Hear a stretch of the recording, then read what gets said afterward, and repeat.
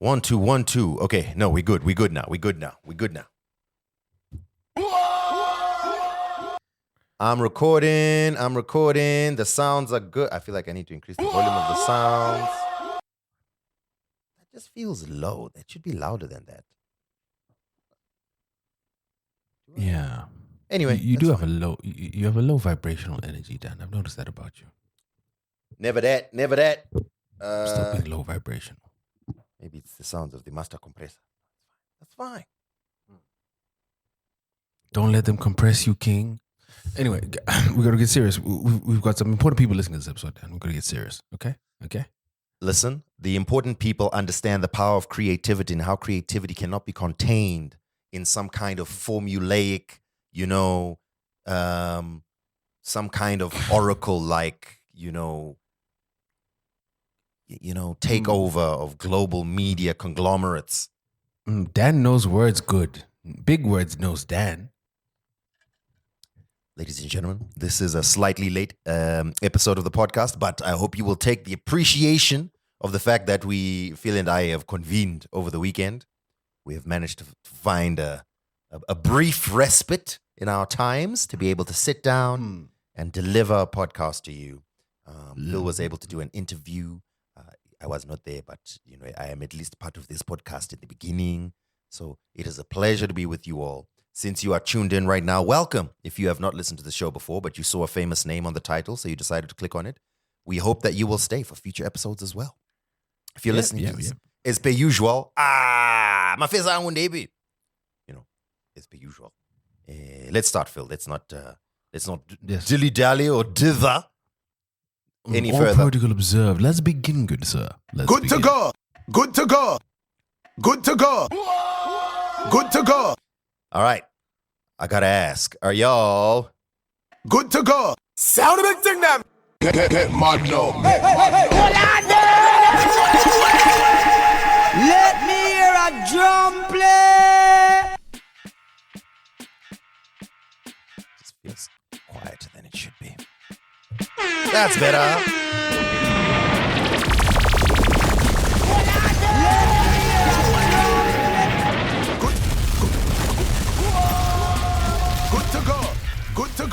Good to go. Right. Wagwan there. Welcome to another episode of your favorite podcast. Two Broke Twimbos are back one more again. We know you missed us. My name's Danny That Guy, a.k.a. Danos the Mad Titan, a.k.a. Denford Wegumaraini, a.k.a. Denimbi My Life Your Entertainment, a.k.a. Broke Twimbos for ED, a.k.a. Hakuna Movement Danmu. Don't start that. Already done, Phil. Okay. It's already been started. For economic Before development. I do my intro, let me ask you this though. Let's say they pitch up Raptor in hand. No questions asked this like year. Are you forgetting that we were already made an offer once upon a time? Which one? Before all of this. Anyway, let me not say too much. I'm forgetting back in the day when we discovered who was behind certain movements around certain places, and then you were talking to that person. They were like, "Oh, you have a podcast." Okay. Yes. We could have been the first podcast for economic development over here, but we have such I was literally saying this just before we started recording. We have such tangible benefits accrued to us, such as integrity, shame, ego, and pride. This is I'm able to pay so many bills with my integrity. Yes. I just get to the till and I'm like, do you know how gonna much tell integrity I possess? my landlord, I'm like, listen, I've got 400 chains to give you. Mbobate papo, I'll give you the rest later. That's what's going to happen. And he's like, wow, Dan, you're really doing well. Like 400? I never expected so many. So many shames. Wow. Here we are over here. Hey, you have to have shame. Hey, GG. Although, at least we're not getting cooked by Advocate on the timeline because I don't think that's something it's one whisk away. Like Advocate can cook you for anything. Like, I'm so glad I don't go to the gym with it anymore because I know like one missed dumbbell press should be on me. We need new lifters.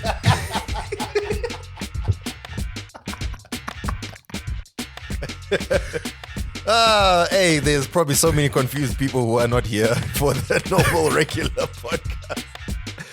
Anyway, Dan is here with one of the unmistakable, the unquestionable, the still in an untreated sounding room. Phil Jada gave them lost baby, I gave it a piece. I think the Lovu, filthy Phil.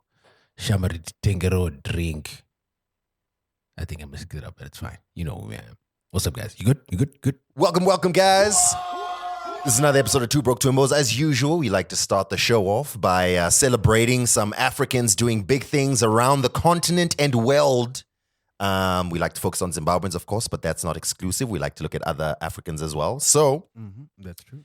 allow me to start off by celebrating the Zimbabwean cricket team, the Chevrons, who thoroughly dismantled Sri Lanka this past week.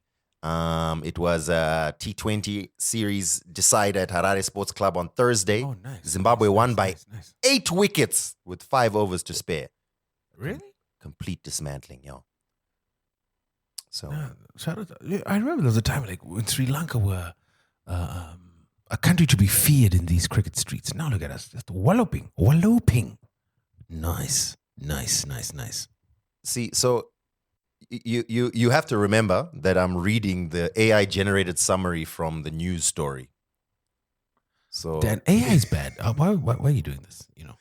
Phil, I put the news story, like, you know our workflow. We put the news story into my Gemini gem that puts it all together into the correct format, and then it summarizes the story, provides the link to the article. I've just clicked on the link over here, and I was like, wait, hang on a second. This doesn't say by 8 wickets in this link. So, you have to take it with a pinch of salt. But what you must know, at the very least, is that Zimbabwe thoroughly smashed Sri Lanka this past week. The standout player was, of course, our homie, Sikandar Raza, who is the captain, and apparently put up some mad numbers. Some mad numbers. That looks like Zim Cricket has been doing some things recently. According, let me see if this link over here is telling the truth. Apparently, this is the biggest win over what? One sec. There we go. It says here that, oh snap. Okay, so it's not by 8 wickets. It's by 67 runs in a T20. That's incredible. Nice. So Zimbabwe posted 162 for 8, and then Raza made 47 of 32 balls in that. Brian Bennett made 49, just short of a half century. And Sri Lanka came in and they were only able to pull up 95. They were completely bowled out, and Zimbabwe just went through and was like, hello, thank you very much. So a huge win over Sri Lanka. Apparently, Sri Lanka currently is terrible at cricket. They're currently on a tour. Apparently, they did a pretty terrible tour of Pakistan, and then they came and they played against Zimbabwe and got thoroughly walloped. So, that's probably playing really well into their confidence. But shout out to Zimbabwean cricket, the Chevrons, doing their thing. Shout out to Sikandar Raza. Nice. Friend of the podcast, even though he doesn't quite know it. He does. He recognized us. No, he'll see us and he'll be like, hey, what's up, guys? He won't remember our names. I don't think. And he won't know that we have a podcast. But he will recognize us if he sees us. And that's all that matters, really. You just need that head nod. Once you get that head nod, you're good. It's a powerful head nod in public. You see, Sikandar Raza just nodded his head at those guys. Gets you into the section and everything. You're good.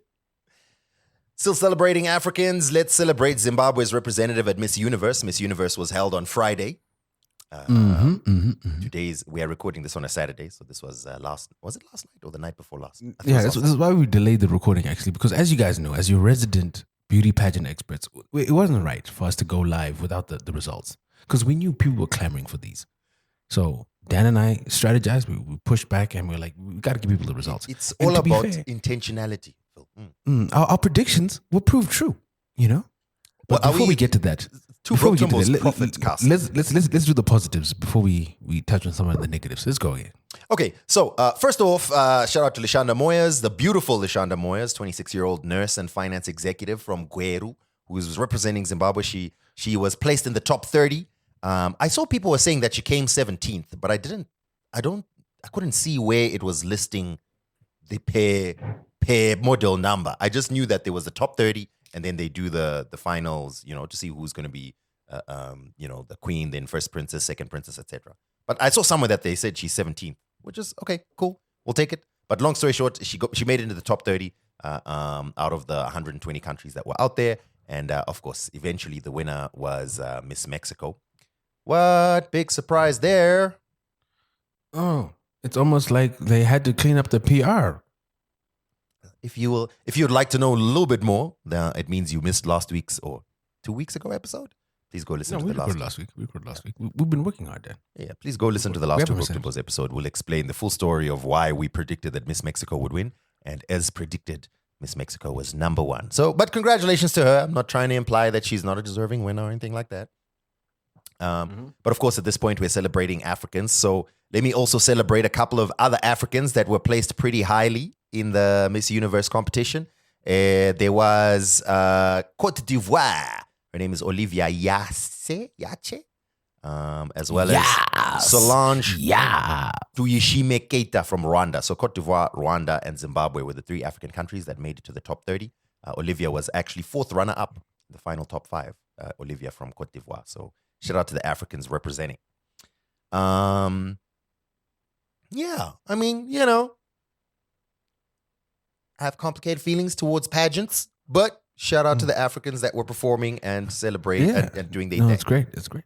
It's great. Now, let's close it off. So let's just that signifies an end of the segment. So now, whoever designed Miss Zimbabwe's national costume,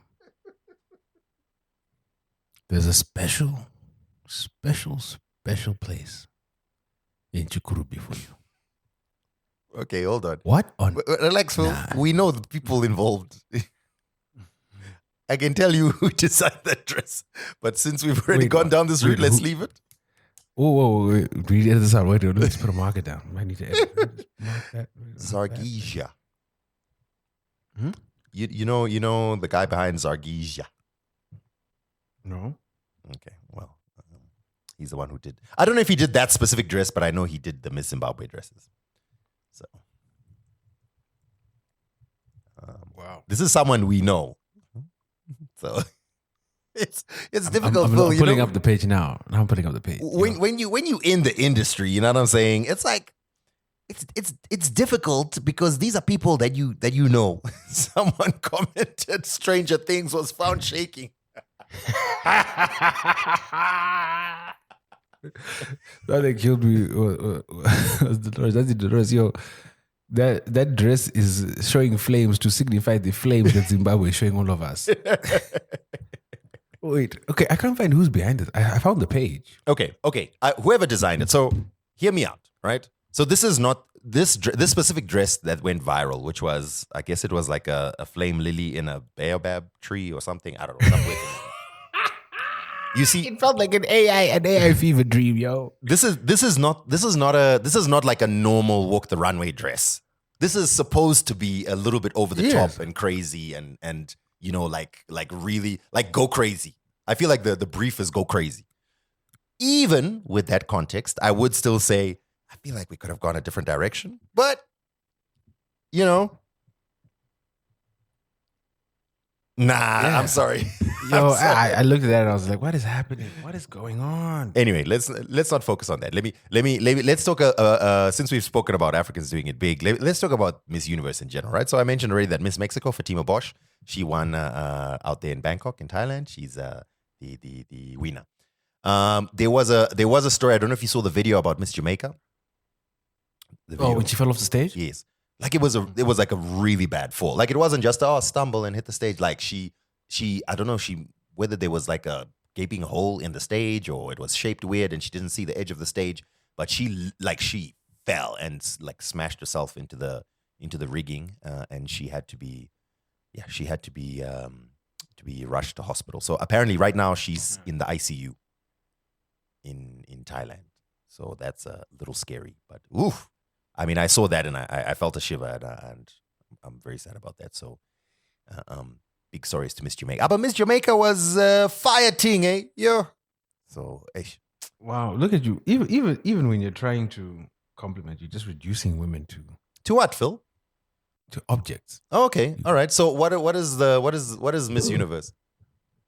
Miss Universe is a pageant meant to highlight the multi-talented. What do you call a participant? What are they called? Huh? It's a something queen. What if you're a participant in a pageant? Also, what pageant is it? What type of A pageant? knowledge queen. Okay. It's a character pageant, right? And the character queen. Yes, exactly. I love and your that's why we character. only care about Miss Congeniality because that's all that we care about. Okay, so anyway, point is, we are very sorry about Miss Jamaica and hope she recovers. Very sorry about that. Yeah, and then I mean we spoke about the whole Thailand Miss Thailand director who got in trouble and spoke about all their things and whatever. So yeah, so that's the story from Miss Universe. Congratulations to Miss Mexico. And congratulations to the African queens who did their things out there. And the next one up, Phil, is Miss Cosmo. Miss Cosmo is happening in Vietnam. I met Zimbabwe's representative. So she'll be the first runner-up in the Miss Universe Zimbabwe competition. So the winner goes to represent Zim at Miss Universe. Then the runner-up went to go represent Zim at Miss Cosmo. I don't know if that's standard for all the countries, but I think that's what they did here in Zim. Her name's Lisa Sivanda. Another gorgeous queen. She's a lawyer. And she is, I think, leaving today, the day that we're recording. She's leaving to go to Vietnam to participate. So we'll give you an update on that one again when it's done. It's not as high profile as Miss Universe, but it's still a pretty big deal. Okay, hard pivot film. Yesterday, 21 November, Friday in South Africa was a notable day. Because there was the whole national protest against gender-based violence in South Africa, the whole purple thing. I didn't get is the purple the color chosen, or is there like a history to the purple? That's a good question. I don't know. I don't know. Like even my wife turned all the stuff to purple, and I was just just supporting from the side. Don't want to derail anyone's thoughts by talking too much as a man. I'm just here to support. Yeah, you better know. But yeah. So so there was the massive protest that happened nationwide, national shutdown. My understanding is that a ton of businesses shut down. A lot of women did not go into work or did not report to work on the day, or even those that did, they did so while wearing purple and black. Enough is enough. Was apparently the message that was resonating through the nation. The reason I'm bringing it up is because I want to ask, as men, Phil, we don't want to wade too deep into women's business because we'll end up putting our feet in our mouths. But the South African president, Cyril Ramaphosa, announced it or formally classified GBV as a national disaster. And then, I saw celebrations like this is what we've been clamoring for. I was a little confused because I was like, what does... So now that it's been declared a national, does it mean people will get arrested, or is there more protection? Like, what does that mean? Was it just a... What if I told you this isn't the first or second time that South Africa has declared a national crisis against gender-based violence? Okay, so what does it... So, I mean... It's meaningless symbolism, to be fair. I think until there's like quantifiable action and results with regards to prosecutions, arrests, this means it's very, very symbolic. I won't lie. I was very confused. I was like, because I saw the clip of Ramaphosa and I was like, oh, okay, what's he about to announce? And, he was like very, we have declared it a crisis. I think he used the national crisis or something like that. And then that was it. Then I saw people celebrating. And then I saw like a lot of we did it. And I'm not trying to I think well done on getting that. I just didn't know what it's supposed to. How does it translate? Without sounding like party poopers, a win is a win, right? So I think there is a definite positive to having it recognized by the president, but hopefully they maintain the momentum. And as men, we can try and support and amplify messages wherever possible. Granted, we're not in South Africa, but I think it's step one in a multi-step program. It's not the finish line. Fair. Okay, cool. And again, this is not criticism. I just want to know what it means if it's called a national disaster. I did do a quick Google, but I didn't didn't do too much reading into it, and I thought I'll just raise it on the podcast as well. Like, okay, national disaster, cool. I'm hoping that the next step is going to be, I don't know, maybe like a certain level of empowering the police or creating a special task force. Even then, when I hear special task force, it just makes me think like, is this more symbolism? But maybe a tougher task force, shall we say, or a tougher police unit that is specifically aimed at dealing with gender-based violence, sentencing, etc., etc. Although I feel like I don't know if that will make that much of a difference. Tougher sentencing. I mean, theoretically it should, right? But yeah, anyway. So that having been said, congratulations to all the women who made their voices heard, and we are here to support. But South Africa does make me sigh whenever I hear some of these stories, because we have our own problems here in Zim, but SA just feels like it's next level. I like there's one thing I saw. Let me make sure I pull it up. I think it said that in 40 years, Nigeria has only sent 8 people to jail for rape. What? Yeah. What? Unless Let me make sure. Is this not like technically it's called something else in Nigerian law or something? That doesn't sound like it should be possible. I say that, yeah, I'm just Googling it now. So I say that to say that I think that there's a lot of reporting bias. Is that the word? There's a lot of gaps in reporting. And I think that that's true for Zimbabwe as well. Like our child marriage rates are insanely high, but yet our abuse rates are somewhat lower than that. And I think it's because a number of those have not been reported. I think you're right. And so there's a lot of stuff that happens in Zim that's not reported. And Zim definitely has its problems with gender-based violence, and I think just in general the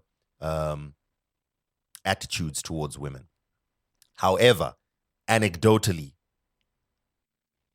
the stories that come out of South Africa sound like that. I don't think that would happen in Zim. Maybe. It's hard for us to say. So I found a stat here. So according to Ebonyi State in Nigeria, there were 8,300 reported rape cases between 1999 and 2018. Only 242 perpetrators were convicted in that 20-year period, which accounts for about 3% conviction rate. Yeah. Very, very uphill battle. After this pod, I'm going to just do a quick Google. Like, okay, what does it, if it's called a national disaster, what does that mean in terms of like actual actions? Or does it mean that we're going to start considering actions? Or is it just political posturing to try and say, just trying to get political points or whatever? Yeah. Yeah. Okay, Phil. This is such a fun, lighthearted podcast. Great stuff, Dan. Let's move on then, Phil, and let's discuss our tech ombudsman things. There's two things that I had that I wanted to discuss. The first one, on our AI Watch segment, Google announced this past week the launch of Gemini 3 Pro. Now, we're not necessarily trying to keep up with every single launch of every single version of AI, but this seemed to be a big deal for some reason. It was all over my timeline. Even Sam Altman tweeted congratulations to Gemini on the launch of their new platform. It looks great. It was just like weird, like Twilight Zone type stuff here. But yeah, so Google has rolled out Gemini 3 and Gemini 3 Pro, which is available within Gemini in the app and on the web when you use it. And apparently it's now, it was much more powerful than Claude and OpenAI's ChatGPT 5.1 and. But then, like, I feel like the benchmarks they use to measure that doesn't necessarily translate to normal real world usage. I've been using it. I have seen some improvements, but some things also just seem weird. So even, for example, like I mentioned, I use Gemini for our notes here for the podcast. So whenever we want to talk about something, we save like the talking points and the stories, or whenever our patrons contribute in the group, I take those stories or any links that are available, hoy them into Gemini, and then I asked Gemini to extract all the news stories, format it into a proper order so that we can read it, on the podcast, and then we can Google it or find the stories that are related to it. And I feel like I had found a more like a nice prompt that properly got together what it is that I wanted. I used a JSON format prompt and all of that. And then now with the update, at first it was weird, but now I did kind of like the output that it gave us. It's a little bit different now. And it's very summarized, which is fine. I like it summarized because then it just leaves us to talk rather than to read. Yeah, but actually, this output, the one that I was getting day before yesterday, I think when it launched, or 3 days ago when it launched, was weird. But this output is pretty good. I have to say, I copied it into our Talking Notes document. So what is your conclusion then, Dan? My conclusion so far is that I think this is an improvement. I'm quite surprised to see that it struggles to read the internet still. So I often like to just stick links into it. And I've taken it for granted that, Hey, yo. this is Google. You should be able to just, focus, Phil. You should be able to just, it's Google. Every website allows Google to crawl, right? Otherwise, you're not going to be, listed in the search results. But it seems that it can't open certain things. So, for example, I stuck a tweet in there, and I'll mention it separately now as another potential talking point. But yeah, I stuck a tweet in there, and I was like, oh yeah, include this in the talking points. And it's like it literally, when it goes through that thinking process, I was watching, and it was saying, failing to access the X post. I was like, oh.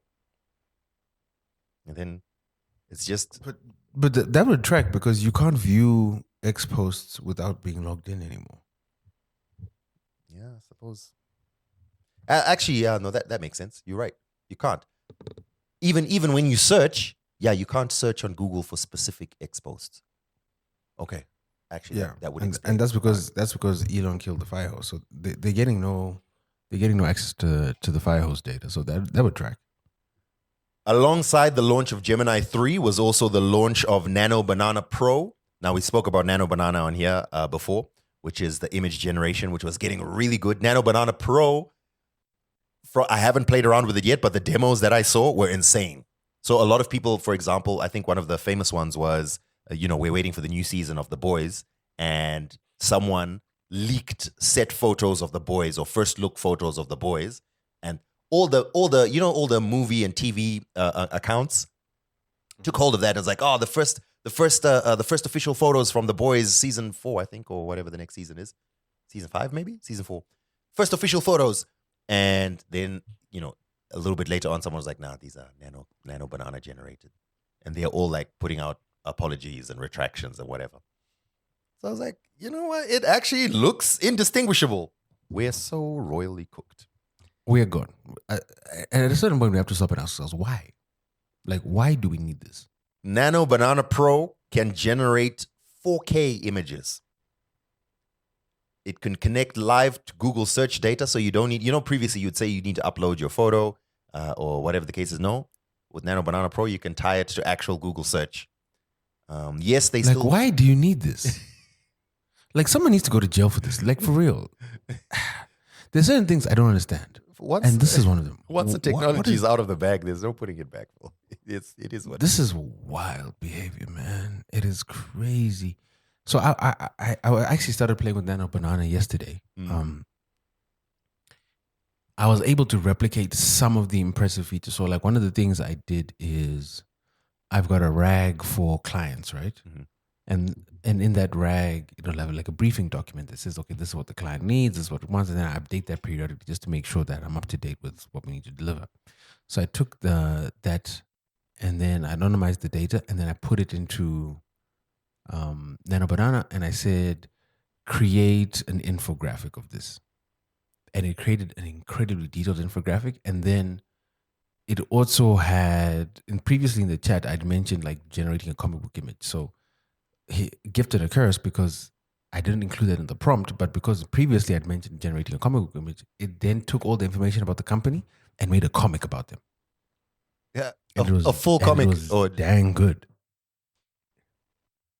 Okay, yeah. A full comic or just the image? Let me show it to you. Hold on. Let me send it to you. Oh, you're so cooked, man. But you know what? I'm not gonna fall for the doomer stuff. There's something cool about this as well. Have a look at that, Dan. What is that? What do you think? What's a notice that it generated a person, even though there's a way to hack it, and it generated the person, and that's how the people look. Did it generate? It generated this biography page as well. Yeah. No. That biography page is for the designer. Okay. I'm talking about the other thing. The comic book. Yeah. Oh.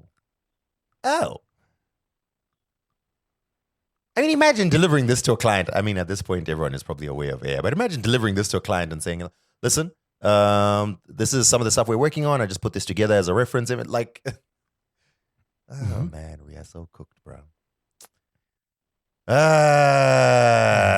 I'll spend this weekend playing around with this. So, by the way, if you want to access Nano Banana, it's just in Gemini. So gemini.google.com, or just Google Gemini or download the app. And I pay for a pro account. So I use Gemini, and then my wife uses ChatGPT, and then I try to use both of them. So I have a pro account on Gemini. She has a plus account on ChatGPT. So I'm always trying to compare the two. And almost always, ChatGPT's responses just are better. They just are better. But image generation, you can't beat Nano Banana right now. Yo, that thing is mad. We're so cooked. Let me ask it to generate. Look at you.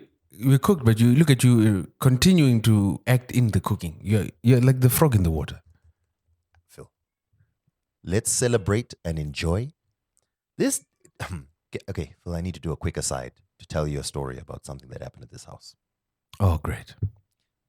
So at the beginning of this year, Philip, this year of 2025, my parents' cat had kittens.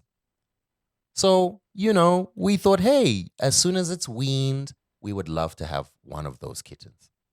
So we brought a kitten home. It's a very rare female ginger cat. Oh my goodness. Phil. Sorry. Before I started telling this story, I just asked it to generate an image of the African queens who won at the Miss Universe pageant. Hey, yo. Hey, yo, we are cooked, bro. I love how you've now become me. This is you've got ADHD. Hey, this could be a photo, man. This could be, it's even got like their names on their sashes. What the? Phil, we're cooked. It's even context aware that this is in Thailand. All the audience is Thai. Okay, I'm going to send you this image and just take a look. Oh my goodness. Oh no. If someone sent this, there's nothing to indicate that this is AI. Like this could just be a photo. If I told you, yeah, we took a photo from, it doesn't have so the guardrails don't allow you to generate an image of a real person, but there's ways to get around that, right? So this image isn't necessarily the people, but it could be. Hey, this is mad. Okay, it's still down. Anyway, let me go back to telling this story. So we got this cat at the beginning. In fact, let me just confirm, because I thought it wasn't possible. Anyway, it started getting fat. And we thought, damn, we're overfeeding it. And then I realized that, no, it was eating Archie's food. Archie's the dog. And I was like, oh, I'm trying to stop it from eating the dog's food, because it would eat like half of its own food, and then it would go, whenever the dog was not there, it would go and finish up whatever Archie left behind. So I was like, nah, this thing is getting fat because it's eating too much of the dog's food. Then Taz was like, are you sure? I think this cat is pregnant. And I scoffed, Phil. I dismissed that instantly. I was like, what are you talking about? This cat is months old. We're measuring it. In fact, I'm still feeding it kitten food because the kitten food says up to 1 year. So this is taking a very concerning turn, and SPCA should be aware of this. Then there was an uncle cat, an uncle pervert cat that was always it would always come in the evenings and start meowing, right? And we would chase it away because go away from here. I know it's that pervert uncle cat that came here and freaking impregnated our young. Anyway, long story short, our cat was pregnant. I had to make profuse apologies to my wife because I scoffed, Phil. I was like, what are you talking about? So not only you're not even a teen parent, you're an adolescent parent. Yes, Dan. SPCA needs to come take that poor pet away. Anyway, the cat has given birth to 4 very healthy kittens. They are now 2 weeks old as of today. And Cat has started going out probably to go see that pervert uncle once again. Okay, what does this have to do with Tech Ombudsman? It doesn't have anything to do. It's just I didn't know when I got home. I couldn't find where the cat was. I just saw the kittens lying by themselves, and only now the cat has walked back in, and I was just I don't know if you heard me say, "Oh, nice of you to join us, cat. Your children were waiting for you." That's why it made me think of that, and then I thought like, "Yo, this cat got pregnant." I'm trying to see when my mom sent me. Look at Dan just raising something for the streets. When my mom sent me the pictures of. Literally, Dan is it was distracted today. Yo. Dan is very distracted today. Hey, yo! This kitten. Yes, it was January 2025. Is this even medically possible? I need to find that pervert cat there. Pedophile ass cat. Anyway, what were we talking about?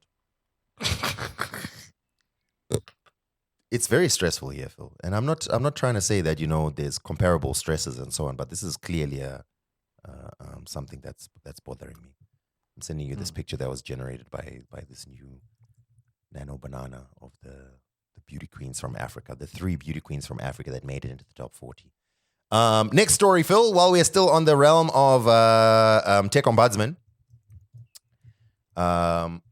This past week on the 18th, which was the Tuesday, I believe, a lot of the internet went down. And Third big outage in a month. That's because Cloudflare was out for about 4 hours on the 18th of November. Was the 18th? The 18th was a Tuesday, yeah, correct. So on the Tuesday, for about 4 hours, a ton, like huge sections of the internet were not working, including Twitter or X, including a lot of, like, if you were, probably many of you in your companies were not able to work because a lot of the stuff that you use has to go through Cloudflare. Cloudflare is like a filter, I guess, between the public and the internet or the website. Something like that. Yeah, it's like a content distribution. It's a CDN, basically. Yes, yeah, exactly. It's basically content distribution. So it was out for about 4 hours, and so a ton of the internet was out, including Twitter, ChatGPT, Spotify, Canva, corporate no websites, presentations were made that day. government websites, etc., etc., etc. They came out and they apologized. Apparently, it was a small bug that started cascading across servers, and yeah, eventually it just shut it down. Which again raises the same conversations that we've been having about how fragile the entire ecosystem is. Just a tiny little bug that happens somewhere, and a quarter of the internet is down. You know what I mean? So, yeah. You want to see something? When you hear something funny, Dan? Sorry, we're all over the place today. I was laughing. On that page, I just saw a relative of mine on the gown page. On which page? I'll send you the link. Okay. Anyway, let's forget about that. Coming back to this story. Remember that this was the I think Phil already mentioned, it was the third time in a couple of weeks that we've had massive sections of the internet down. Other times it was because of Amazon Web Services, that server in US East 1, which I think is the original one that was also having it was all the tiny bug that then just affects the whole internet. Here's what I think. As the world gets more and more, as the world gets more and more incendiary and volatile, the day is going to come when attacks are going to be made on the internet, and it's going to be the easiest thing in the world to just take down the entire internet. We're cooked. Some might even argue that these recent spate of outages have been trial runs. So Cloudflare, the first thing they did, like the moment they came back up, the first thing that they said was this was not an attack, which I found interesting because I feel But that's the thing. Like, you wouldn't know that if I'm running a penetration test properly, you won't know it's an attack. You might just think it's a bug. Also And true. also, how have you determined how that faulty code was injected and deployed in your system? Valid. It's valid. Like, how can you tell for sure? But that's what they said. The first thing they said is, it's not. If I'm a publicly listed company, that's the first thing I do. I would never admit that. Oh, think about what would happen to your share price the moment you come back online. Already, you've lost millions. No, I don't know, Phil. Which dollars. one is worse? Is it worse to say that we messed up or someone targeted us? It's always worse for the second one. Why? Always. Because if they've attacked you once, unless you can discernibly prove that you've closed all the holes, they can attack you again. It's like that issue with China and the phone systems in America right now, right? Mm. There's no trust in the phone lines anymore. So the trust is completely eroded. If I know or I feel Cloudflare just had a boo-boo, but they're back up, I don't think, oh, wait a minute, these guys might be penetrated. Grow up. I get that, but at the same time, it's also depending on how you position it. It's like, listen, Cloudflare we're a company that does services and products. We've become so big and we've become so valuable and so useful to America or to whatever, capitalism as a whole, whatever the case is, that foreign actors are now targeting us. We noticed that someone attacked us, so now we've started putting, extra measures in place to protect ourselves. I can also see how that can be, PR'd into a good thing. But anyway, it doesn't matter. The point is that attack happened. And or rather that outage happened and the internet was down again for 4 hours, which was very interesting. We are cooked. What's going to happen is Dune is going to be coming to life, and then technology is going to be dead. Then who's going to be the calculators? Like, I think that we need to brush up on our times tables. We need to start planting our own Bene Gesserit in there. Start planning generations in advance. Phil, we got the Hip Hop Awards nominees. Do you want to hear who was nominated in particular categories? I'm not necessarily interested, but sure, Dan, go ahead. Let's go. Okay. So let's start with this. It was a live stream. I hate that it's always a live stream, but because it would be great if there was just an article. So now I have to find someone else who watched the live stream and then wrote out the article. So nominees for 2025 Zim Hip Hop Awards: Best Male, Baga Weraga, Blink 4, Sane Wave, Runner Rules, and Volts JT. Any predictions? Sane Wave has had a really good year. It's between, I think it's Sane Wave. He's also in Best Newcomer though. So Best Female, Noluntu J, Yadis, Mills Million, Swazi, and Banshee. I only know Noluntu J and Banshee. Does Banshee do rap? She's a poet, isn't she? No, she does. She raps. No, she raps. I know her as a rapper. I don't know. And again, full disclosure, I don't know any songs in rotation. I think I just follow her on Instagram and stuff. So when she posts promos of herself rapping and stuff, I'm always like, okay, it's actually pretty dope. Best collaboration, Volts JT and Sane Wave with Cannabis, Mickey Black, Holy 10, Jake Miles and Banks with Bema Bema, Blink 4 and Runner Rules with Boys Rangu, Script Mula and Runner Rules with the Bururuka featuring Holy 10, Yaris and Hooksmith with Kepele. I feel like I'm so washed, bro. I don't recognize any of these songs. Runner's had a great year, so I think that song Runner's going to win. Bururuka. I don't know how it goes. Script Mula, Runner Rules, and Holy 10. Don't play it, please. Don't play it, please. Don't play it, please. I'm not gonna play it. Or Blink 4 and Runner Rules, Yeah. Boys Run. Wait, I know this Blink 4 song. Okay, I think that's the only one I know. Okay, and then there's Best Hip Hop Group. Don't recognize any of these. Best Producer. Dan, just pretend like you do. What are you doing to our reputation? Phil, I'm looking forward to turning 37. Unk status has been solidified. There's no going back. And I am embracing it. with Dan, open you're arms. not turning 37.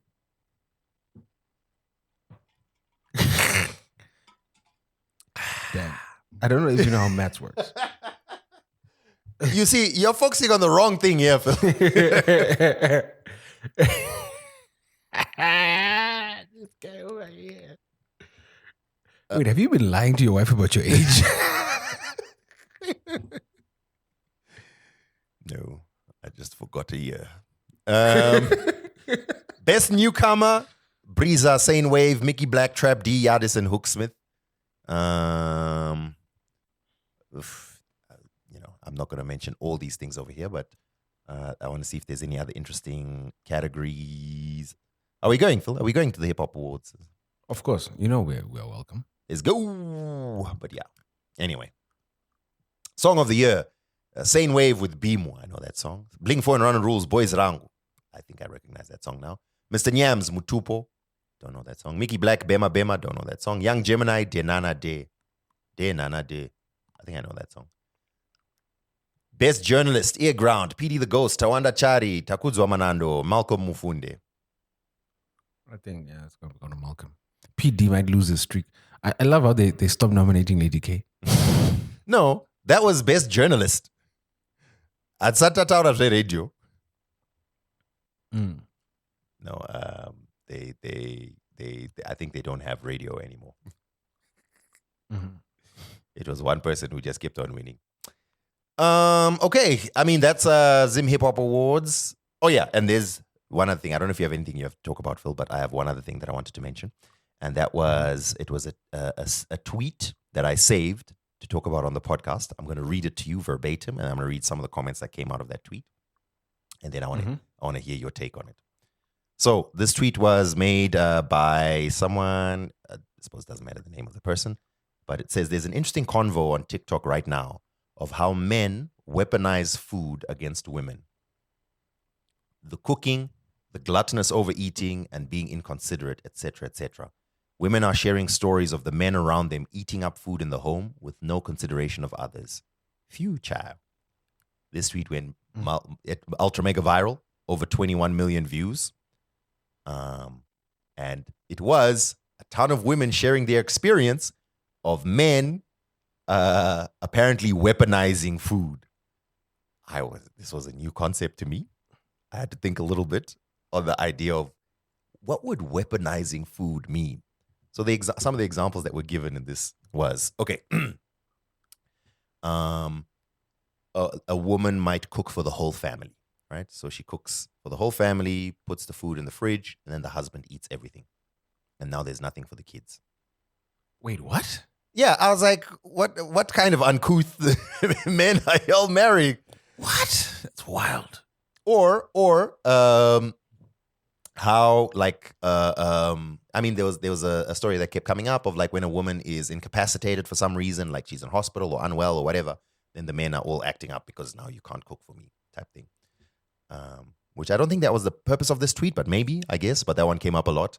And then there was the other one about entitlement, that there was an expectation that men expect the biggest portions, the best portions to be served first, that food must be made specifically for them.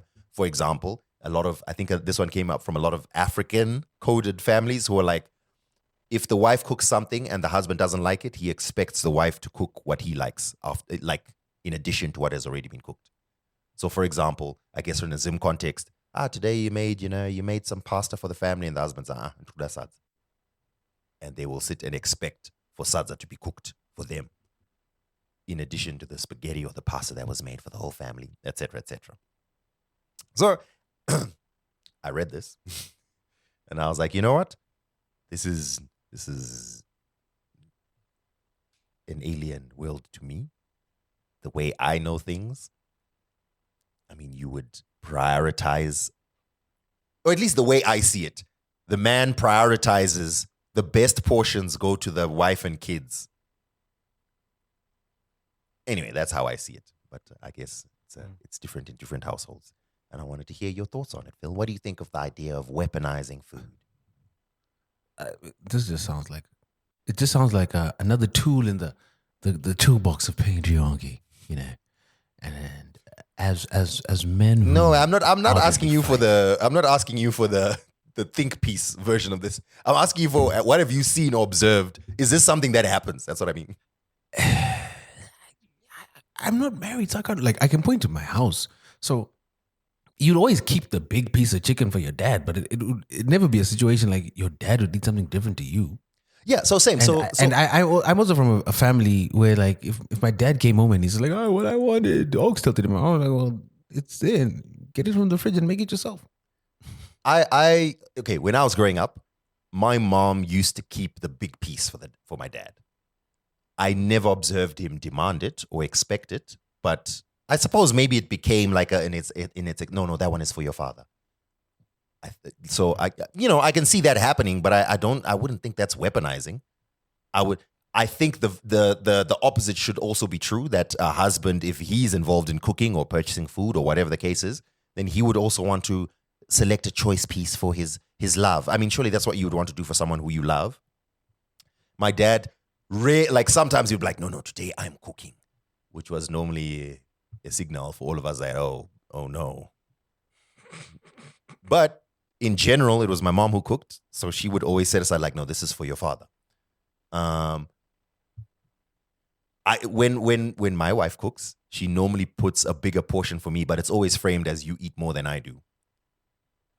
Yeah, 10 can eat, yo. Yeah, Phil says that, but over here, where my wife said, this is when we were still dating, she was like, oh, you don't really eat that much, do you? I was like, what? It's like, no, I mean, like my dad, like he would have had like a... Dan, compare physiques and lifestyle. I mean, come on now. I was like, no, you know Taz's dad. For those chicken legs you have, you eat a lot. No, I don't have chicken legs. I'm just tall, Phil. I'm just tall and svelte, I believe is the word. Anyway, so coming back to this idea of weaponizing food, some of what people were talking about was, I guess they're basically describing selfish men. So I think that's a red flag you should look out for. I am keen to hear from our listeners. Do you, as a man, do you expect that, listen, I'm the provider, I'm the, is that what you expect? Is that, no, I don't know. Now I'm venturing to territory that I guess you don't really, these kind of things don't really come to the fore, right? People don't talk about dinner time. That's not like a particularly, prominent point of conversation. So everyone just knows what they know in their family. So when I read this, I was like, that doesn't happen in my family. And I was reading some of these stories. I was like, yo, who y'all with? So, if you are a woman and you have a similar story like that, please share it with us. I would love to hear some of these stories. And I was shocked going through some of these messages, these tweets that people were putting on this tweet that came out. Yeah. Okay. Anyway, that's what I have here. Is there anything you would like to talk about, Phil? I think we've covered it well. I do think we're actually going to have to drop a second episode. I think the interview should just be its own episode now because we've run up quite long here, which is good, Feed the streets. It's not that long. It's still under an hour. There's still okay. Since we're going to do that, in the back of my mind, I was thinking that we also have an interview attached to this, so maybe we should. So since we're going to do that, the interview will be a separate episode. Just two quick things to mention. Number one, yesterday I was at the ZFM old school party. In previous editions, I've been very involved in the planning of it and putting it together, but now there's an events team that handles that, so I was just a guest. So I realized very quickly that I'm completely unready. I am not ready at all for December in Zim. Why? What happened? We left at 11, if not before 11. Before it had even reached its peak, because we had a good time. Listened to some old school music from some dope DJs. Titch Mataz was the guest. What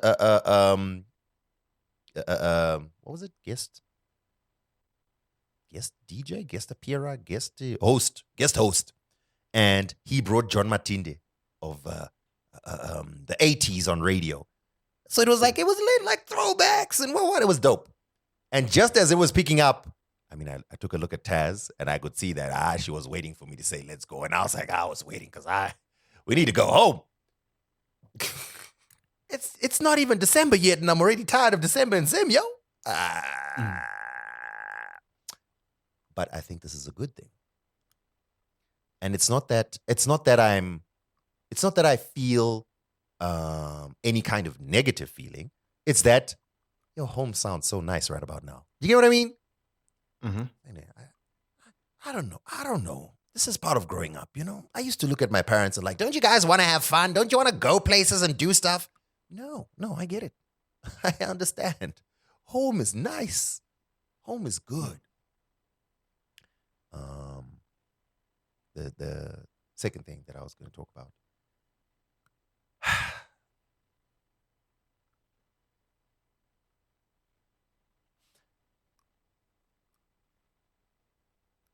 You know what? No, let me not. I don't want to. No, I don't want. I've realized that it's going to involve calling out people's names that I was trying to find a way to anonymize the data, but not quite. But yeah. Okay, what's the subject line? I wanted to. So it's a parallel conversation to the top soup for EG and whatever sort of space. I don't want to talk about that. I mean, nonsense. But parallelly to that, there's a way that people want to associate, but also not associate themselves. You know what I mean? So I thought, let me not go down. It's fine. I'll just leave it. I'll just leave it. Yeah. Anyway, I'm enough. Those are my talking points, and I think this is an emergency episode. This is not our normal recording time, so yes, you're getting a slightly shorter than normal episode, guys. But please bear with us. We just had to rally and come together and put something together. I think the only thing I do want to discuss. Yeah. What's going on with Zifa in the PSL?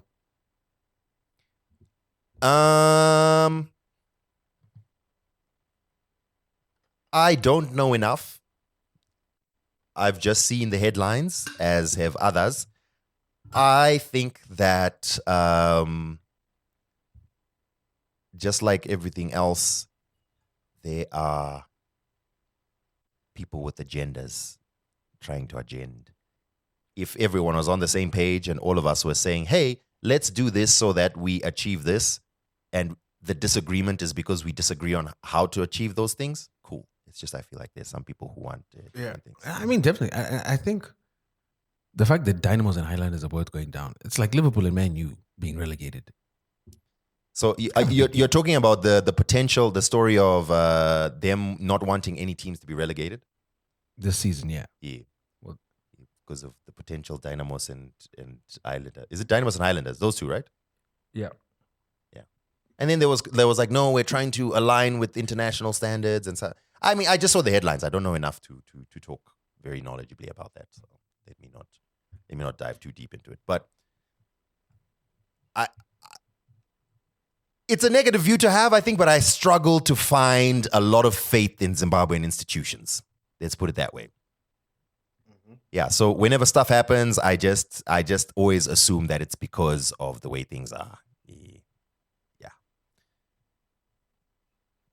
What were you thinking? Why'd you raise it? I raised it because it's hilarious because apparently the PSL went to Zifa and asked for this. Zifa said no. The PSL then went and announced anyway that they were expanding the league to 22 teams for the next season, which was also weird because why would you need extra teams to get to a 20-team league? And then Zifa came out and said, nah, we never said that. These guys know the structures, they know the bylaws. If they want to make any changes, they can contact us, but we ain't playing that.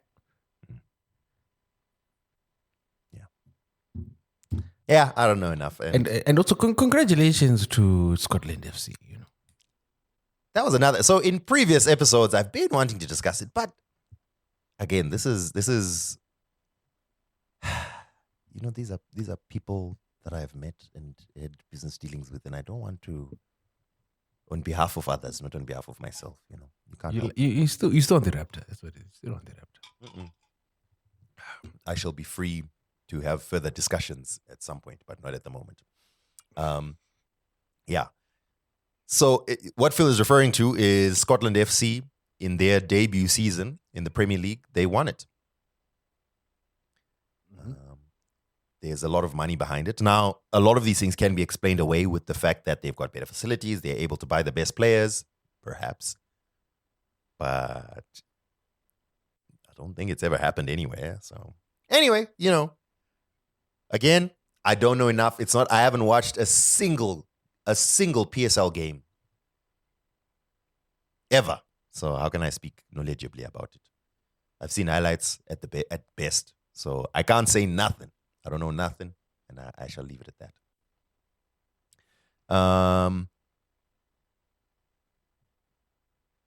Yeah, I think that's All right. That's all good. well. So, guys, stand by for the bonus episode. It might drop before, it might drop after. Just keep your eyes peeled. Keep refreshing that RSS feed. Let's also see, Phil, how ready we are to record at our normal time next week. You know, we need it just in case. We need it just in case. So yeah, just let's just keep that. Yeah, I think that's pretty much it. I don't have too much else to talk about. Yeah, I think that's pretty much it from my end. Oh, good, man. Thank you guys so much for joining us. We will no longer be playing music on the podcast because takedown notices are coming in thick and fast. And we also, if you are struggling with Spotify, it's because of that. Weirdly enough, Spotify does not seem to be affected. Like the page itself, it's fine. My account gone. As in the Two Broke Twimbos page. Yeah. Oh, so when we upload new podcasts, new episodes, it's showing fine. Yeah, but there's no account claiming the account, so you need to now claim it. But I can't even see the account because mine is a Zim Spotify account. Oh gosh, the problems are many. That's why I can never see it. Yeah. Okay. Cool. We'll figure it out. All right, ladies and gentlemen, boys and girls, thank you very much for tuning in. This is a very brief episode. It's just an hour. Your favorite hour with your favorite cool boys. And and yeah, we only did a short one just to keep things going. We are recording at an unusual time, but thank you very much for bearing with us. Next week we will be at the normal time, I believe. What page is it, Philip? I'm working until February. Nice. Making money things. But yeah, I guess we'll catch you in the next one then, boys and girls. Thank you very much. We out.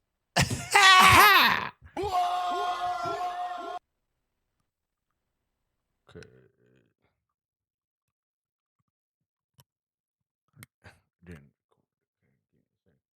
All right. So